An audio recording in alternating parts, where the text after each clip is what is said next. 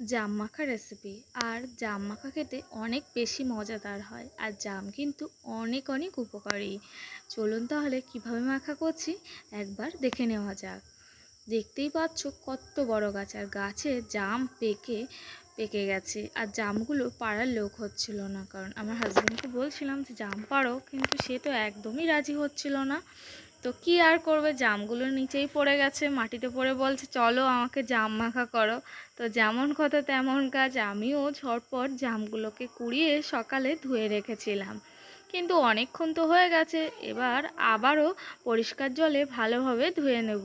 একে একে জামগুলো জলের মধ্যে দিয়ে দিচ্ছি। আর এভাবে করে একবার জাম মাখা করে দেখো, বাড়ির সবাই খেয়ে বলবে ফিদা হয়ে যাবে এবং বলবে দারুণ হয়েছিল। আমাদের বাড়িতে আমিও বানিয়েছিলাম এবং বলছিল দারুণ ভালো লেগেছে খেতে। তো চলুন প্রথমেই জামগুলো জল থেকে তুলে নেব, কারণ জলে ডুবিয়ে রেখেছি। তো এবার জামগুলোকে একটা বাটির মধ্যে তুলে নিয়েছি।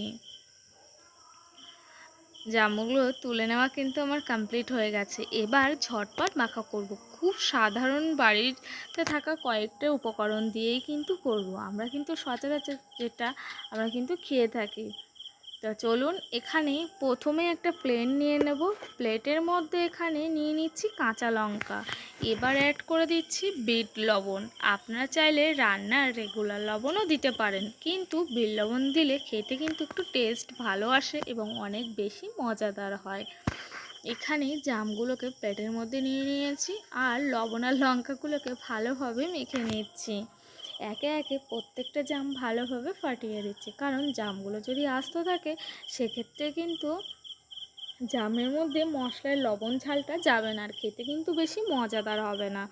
চলুন একে একে কথা বলতে বলতে প্রত্যেকটা জাম আমি মাখা করার জন্য প্রস্তুত করে নিলাম। দেখতেই পাচ্ছ আমার জাম মাখা কিন্তু প্রায় কমপ্লিট হয়ে গেছে। এবার এর মধ্যে অ্যাড করে দিচ্ছি লেবুর রস। আর খুব অল্প পরিমাণ আপনারা চাইলে চিনি দিতে পারেন, আবার নাও দিতে পারেন। এই কারণে লেবু রসটা দিলাম, কারণ জামেরও অল্প কষ থাকে, সেই কষটা লেবু রস দিলে চলে যায়। যারা জানেন না তারা অবশ্যই জাম মাখা করার সময় লেবু রস দিয়ে ট্রাই করবেন, খেতে অনেক বেশি মজাদার হয়। আমার কিন্তু জাম মাখা রেডি। যদি ভালো লাগে অবশ্যই ইউটিউব চ্যানেলটা একটা সাবস্ক্রাইব করে রাখবেন।